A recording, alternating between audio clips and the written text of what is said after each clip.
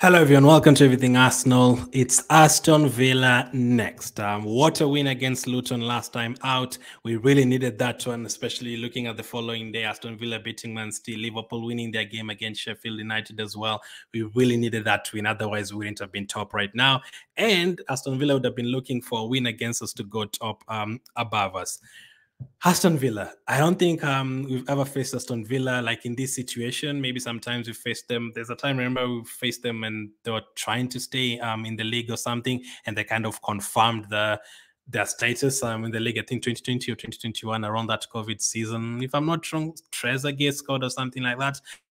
And I think they confirmed their Premier League status or something like that. Don't remember exactly, but that was the last time I remember. Like that was a very, very big game, like between Aston Villa and Arsenal. This time around, it's a huge game, man. They could be in the top two if they win this game. They could be 1 point behind us. They will be ahead of Man City if they beat us.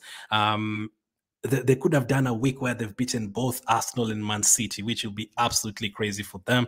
They're in Europe now. They're a change team. Obviously, it's even more bigger because they have our former manager. Last season, we played against them. They took the lead against us. We came back. They scored a second. We came back again and scored 2 late goals against them.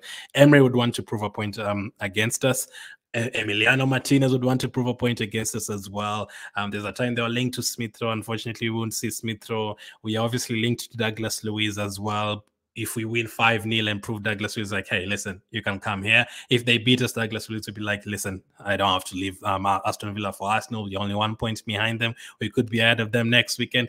It's a massive game. And looking at that Aston Villa team, there's actually a lot of players I would take from Aston Villa to Arsenal. You know, no disrespect to any other team. When you play a team like Crystal Palace, I'm like, okay, I would take maybe Eze or Lise. And then you ask me a bit about Sheffield, I'll be like, I'm not really sure I'd take anyone. If you ask me about Luton, well, from the other day, I'd probably take everyone, including Buckley and Townsend. But on a different day, I'll be like, no, not really. I don't see anyone as Arsenal quality. But for Aston Villa, it's very, even teams like Chelsea, like I'd probably mention only 2 players that I would take at Arsenal. But at Aston Villa, like I tell you, Watkins 100% I'd take him at Arsenal. There's a player that I've always loved at Aston Villa, that is McGinn. I've always said, like, I think from the time I started this channel, like in 2019, I did a video talking about a player I would take from every single team, and I actually chose McGinn from Aston Villa. That was like 2020. So that's a long time ago. And since then, I think it's really improved. He always he does things in midfield. You'll never see a game where McGinn is quiet. And I've watched Aston Villa several times this season. They trashed Brighton. I watched that game. I watched them against Tottenham. I was really happy they won that game, obviously. I watched Aston Villa again against Chelsea as well. Watkins scored late on. Recently watched them against Bournemouth as well. In the conference, a couple of games as well, they've played really well. They're a very good team. So McGinn, Watkins, I'd take them. I'd also take Douglas Luiz at Arsenal. I'd probably even take Dino Cash at Arsenal as well. And some would argue for sure you take Martinez right now. I still love both of our goalkeepers. They make mistakes here and there. But obviously Martinez right now, like, he's escalated to Yashin Trophy levels where he's winning the World Cup and winning those big awards. Very good team. You can mention maybe 5 or 6 players who you wouldn't take. They have Tielemans, who we were linked to for 2 years as well. Very good team for sure. They've just beaten Man City. They have an incredible home record. And it's not like they win 1-0. Like, they battered teams over there. They battered Brighton. They battered Fulham, scored a bunch of goals against them as well. They should have had 4 or 5 goals against Man City. It's not an easy game. It's not going to be an easy game. I watched a few of our Aston Villa channels yesterday to hear what they were going to say about obviously beating Man City and how they feel ahead of the Arsenal game. I can confirm that they are very confident ahead of this game. Aston Villa fans are very confident. And I'm hearing comments like, if we can beat Man City, obviously you can beat Arsenal. So they're very confident. They feel like, you know, if we can beat Man City, we've beaten Tottenham as well, we've beaten Chelsea, why not beat Arsenal? So they are very confident, rightly so. If you win all those games at home, you'd be very confident. I mean, we've not really won all those games in a row away from home or at home, but myself, I'm very confident of every Arsenal game this season. So Aston Villa fans are rightly confident. They have a very good squad despite having injuries to Buendia and players like that. They could bring in Diaby from the bench. They could bring in Tielemans from the bench. Jacob Brahms is just coming back. So very good team there, Aston Villa. But we have to prove a point this weekend. We have to prove a point. If we go there and we lose 3-0, then we'll be like, you see, we told you, like, why did you think, why were you even confident Aston Villa have won all those games in a row? Obviously, they're going to beat you. But if we go there and we have a statement win, go there and beat them 3-1, then many teams will be like, hey, listen, this guy's just outclassed Man City. Man City only had 2 shots. Arsenal went there a few days later. Arsenal created 10 good chances and they scored 3 goals in that game. They won comfortably. That would be a mark. That would be like, this season we are very serious. Last season when we beat Bournemouth in the last minute, I felt like we were going to win the title. And then just before that, we had scored those last minute goals against Aston Villa. That time I really believed, because it's never been an easy place to go, Aston Villa. This time is even harder than before. We were the last team to beat them there since that day, since Martinez scored that own goal, since Martinelli celebrated before he scored that day as well. That's the last time Aston Villa lost at home. They don't even draw. You know, there are a couple of unbeaten runs where you're like, yeah, we are 20 games unbeaten, but we've won 5 and you've drawn 15. That is also an unbeaten run, but you've won 5 and drawn 15. But for them, it's win, win, win, win, win, win. They're meeting a team that doesn't usually concede a lot of goals. You have the best defensive record in the league. Luton scored 3 goals against us. We gave them 2. As I've always said, if you look at like the 13, 14 goals we've conceded this season, you look at 10 of them, we literally gave the opponent. So the only goals that you really considered, I'd say maybe Tottenham, the first one that Maddison went past Sark or someone and gave the pass to Son. That was a good goal. Maybe the counter attack by Nottingham Forest, that was a good goal. It's not too many. It's not too many. You look at the Chelsea goals, penalty, and then the fluky Mudryk goal. We gave Man United a goal. We gave Fulham a goal. We gave Luton 2 goals the other day. So what I'm trying to say is that we don't get opened up like the opponents have like 15 shots on target against us, something like that. No, we will concede 2 or 3 chances, yes, maybe 2 from our own mistakes, but we never feel, as Arsenal fans these days, we never feel like, oh my goodness, we are under the cosh, we are conceding chance after chance after chance. Rice is having a nightmare, Saliba is having a nightmare. I don't think I felt like that the whole season. But Aston Villa is definitely a team that can make you do that. Yes, we survived against Man City. Man City only had 1 shot on target against us. We survived against Man United. We survived against Chelsea later on as well. We survived against Tottenham. Newcastle beat us. Aston Villa, they can definitely have 20 shots against you. Teams like Aston Villa, our next 3 games, Aston Villa, Brighton, and Liverpool, those are teams that are not going to come and pack the bus against you. Watkins can create chances, Diaby, Bailey as well. This is the kind of game I'd really have wanted Tomiyasu to play in, but unfortunately he's injured. We'll talk about the lineup very soon. They're a team that can create numerous chances against you. We saw it last season within like the opening 10 minutes. Watkins had scored.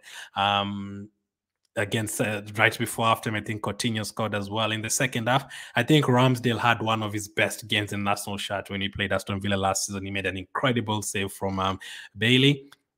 So Aston Villa, they're not going to pack the bus. They're going to go toe-to-toe with you. Maybe that is a good thing for us. We love teams that go toe-to-toe with us, as we saw with Lens and PSV in the Champions League usually score a bunch of goals. The chances of this one ending 0-0 are very minimal. Unless we really defend well and Saliba and Gabriel and Zinchenko has the game of his life and Rice delivers another 8, 9 out of 10. I think Rice has to be a 9 out of 10 or 10 out of 10 against Douglas Luiz and Kamara in midfield. We have to like turn up. If they turn up and we only concede 1 goal and end up taking our chances on the other side and win, it would be a very good result, a very big result. Luton, I said Luton was our best result so far this season because of how we did it. But if you look at it like in general, obviously you would say beating Man City, you hadn't done that a lot for many years, but beating Aston Villa would be huge away from home. No, not many teams have done that. No team has done that since we did it in February or something. It's been long. And I watched the Man City game last night after the Man United Chelsea game, and I could not believe how many shots Aston Villa were taking. Pau, Torres, Watkins from every single angle. It was crazy. McGinn as well. But you have to go there and you do a job. I am not scared. These days I'm not scared of any team at all. Obviously, you have to be cautious. This is I always go very confident. Like the last few weeks, Burnley, we should score 4 or 5. Sheffield should score 4 or 5. Luton, we should score 3 or 4 goals. That has been the case the last few weeks. But for Aston Villa, I'm not going to say we should go there and score 4 or 5 goals. But I am still confident that we can go there. It would be a huge confidence booster and a huge mark if you say, listen, the last team to beat Aston Villa was Arsenal. And again, the last team to beat Aston Villa at home was Arsenal again. Let's see what will happen. We'll need everyone to turn up for this fixture. But which squad are we going to go for? So I've really thought about the goalkeeper situation. I did the graphics. I put Ramsdale in my team last night. And then today, all of a sudden, I just woke up and I remembered something. I remembered I've watched Aston Villa playing against Newcastle. They conceded 5 goals. I saw them playing against Liverpool at Anfield. They conceded a few goals as well there. And I was like, Aston Villa play a very suicidal high line most of the games. Like their players really push forward. And like against when they played Newcastle in the first game of the season, Newcastle could have had like 20 goals on that day. Like if they play like that against us, I'm hoping Saka and Martinelli take advantage. So with them playing a high line, there could be spaces in behind. So when I thought about that today morning, I was like, Raya is a better passer than Ramsdale. Yes, he makes mistakes here and there. We've not really seen the passing like incredible passing accuracy, anything like that. But he's better. He's a better passer than Ramsdale. There's been a few moments this season I've been like, yeah, that's a very good pass. So for that reason, I am going to go for David Raya in goal because he's a better kicker and he can open up those spaces. Now, obviously, they can make a lot of arguments for Ramsdale. I mean, we were very concerned. We didn't look good from corner kicks the other day in terms of Luton putting in corners. Maybe teams could start targeting Raya for that. They could throw in corners in the box and all those players. And Douglas Luiz is a player who can score from corner kicks. He scored a corner kick against us last season. He can put in corner kicks, and they could try to, bully Raya into making mistakes. So they place that atmosphere. All of a sudden, I've watched Aston Villa recently. The atmosphere, it's never really like St. James's Park or anything like that, but they're trying to make it like that, which is crazy. So that's pressure. Maybe Ramsdale will be better in terms of that. But just because of the kicking, I'm going to go for Raya. Hopefully, he has a good game, because if he has another bad game, then we're in a bit of a problem. If he has another bad game, then you definitely bring Ramsdale back. But anyway, I would play Ramsdale against PSV, and I'll probably give him the Brighton game as well. But let's see what happens. But Raya in goal. Defensively, we don't really have too much to choose from. There's no Timber now. There's no Tomiyasu. Unless you want to play Cedric, we don't really have too many players. Kiwior started against Luton. So I'm going to go with Zinchenko, Gabriel, Saliba, and Ben White. Now, I don't think Zinchenko is a calamity defensively, as I've always said, but obviously against Bailey is going to have a very tough game. He's going to really defend. Whoever is there, Bailey or Diaby, is going to really have to defend well. And when we have the ball, let us also show them that, listen, I might not be the best defender in the world, but I'm really good going forward. And here I am. He scored against them last season, his first Arsenal goal. Can he do it again? Why not? In terms of going forward, I don't think there's too many good, better players than Zinchenko defenders going forward in the Premier League. I think is very, very good. We've already seen it in the last few weeks as well. Scoring, assisting. He gave the pass to Odegaard to assist against Luton. He could have just have passed the ball, but he has the technique in the forward areas, and he also has the accuracy, and he also has he also has the mind in terms of forward positions, in terms of what to do. So hopefully we do see more of that, more than Watkins exposing our defense or Diaby exposing our defense. Midfield wise, again, just like the defenders, the goalkeeper, sorry, I've thought about, should we bring in Jorginho for this one? He had a very good game against Aston Villa. Should we just have some cover there with Jorginho and Rice to battle Luiz and Kamara and Tielemans in midfield? But I've been like, no. Our other two midfielders in front of Rice have been very good. Keep it the way it is. Declan Rice can handle that. Hopefully, he's very good. I'm never really worried about Declan Rice. And Havertz as well. He showed us that he can help defensively. He can help in those midfield situations. He can also bomb forward and get something done. So I'm going to stick with Rice, Havertz, and Odegaard. Hopefully they'll deliver. We need all three of them to be at the top of their game, because if they are, that means Odegaard can take the ball and push us forward. I think last season at Villa Park, he missed an open goal or something. I remember that. I think he missed an open goal. Hopefully this time he's able to convert. Hopefully Havertz is able to keep his form going. Those late runs will really help us. And then when Aston Villa have the ball, I think Havertz' physicality can come back and also help Declan Rice. So I've gone with Havertz and Odegaard. And with the highline from Aston Villa, we need players like Raya and Odegaard to pick out those passes to the forward players. who are the forward players? No need to talk about it. Really, Saka, Martinelli, and Jesus. Obviously, Martinelli in terms of pace, games like this, I remember the Sevilla away one where he breaks 1-on-1. He did that against Aston Villa last season as well. I think he'll really help us in this one. Saka as well, always. He can pick out a pass as well.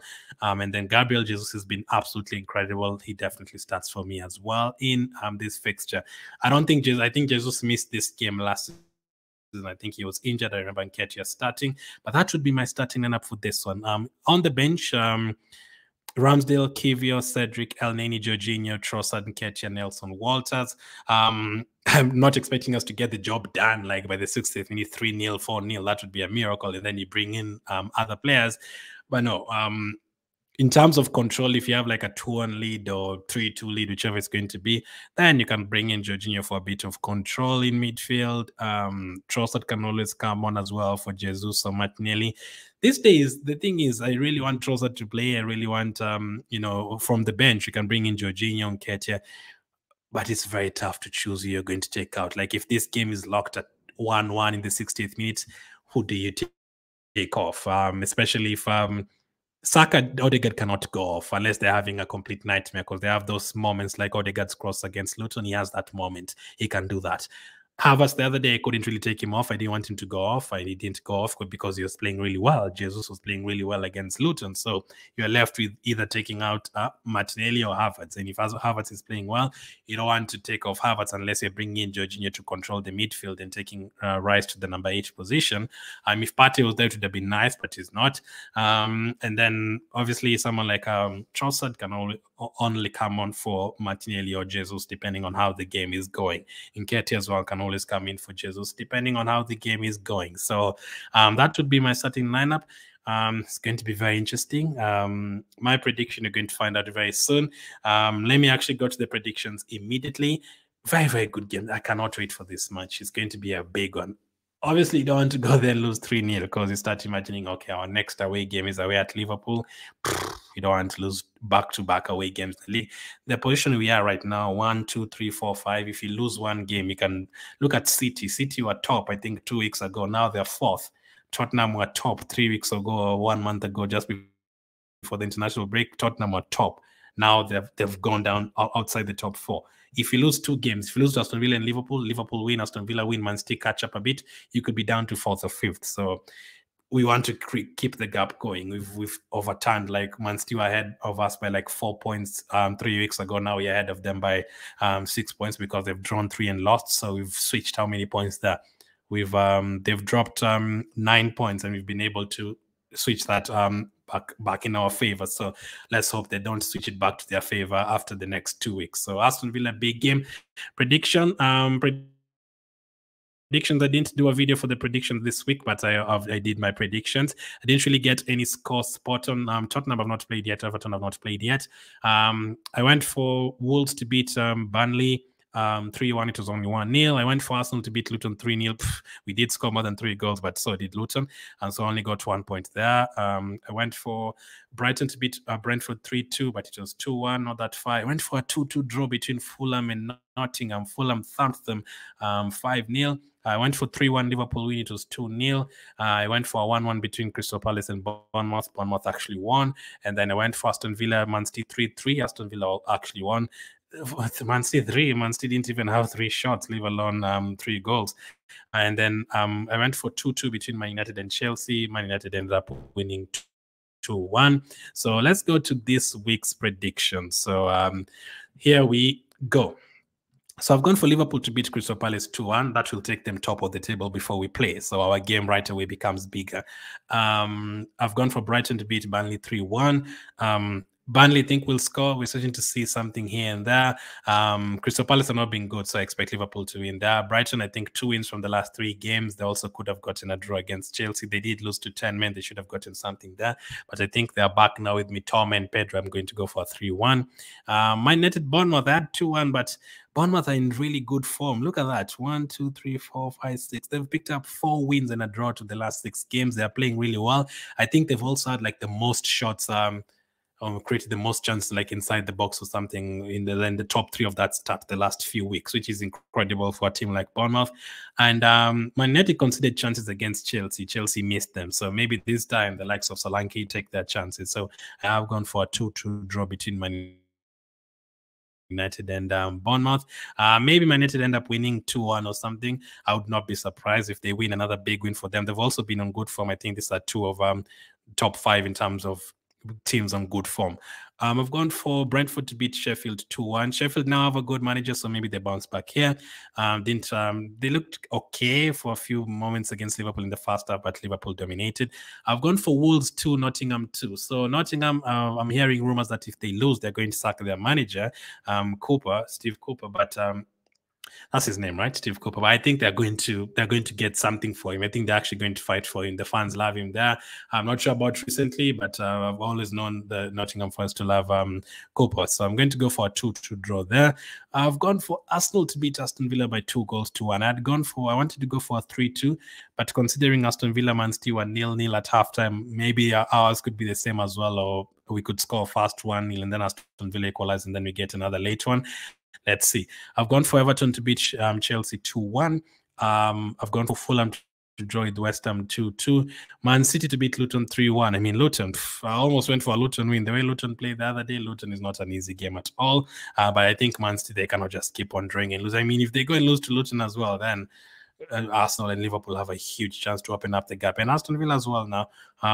Tottenham 2, Newcastle 2 have gone for a draw. Obviously, we haven't watched Tottenham and Newcastle yet as I'm recording this video. They're midweek games against West Ham and Everton. Maybe that could have a say. But Arsenal, Aston Villa, the main one, the reason why we are here, I've gone for a 2-1 win. I would be very surprised if we kept a clean sheet. If we keep a clean sheet as Aston Villa and win the game, we are really in business then. But I've gone for a 2-1 win. They could easily even get a second goal. It could be a draw. It could be a defeat. It could go either way. But I'm very confident you're not going to get a defeat. A draw has a very huge possibility. I don't think you're going to trash them. I don't think they're going to trash us. And so I've gone for a 2-1 win. And I've gone for Gabriel Jesus to score and Saka to score. Let me know your predictions for the game. What are you expecting from this Aston Villa clash? Absolutely not easy. Any Aston Villa fans, let me know what you make about this game. They are very confident, rightly so. Arteta against Emery. Big one. Thank you for watching, and I'll catch up with you on the next one.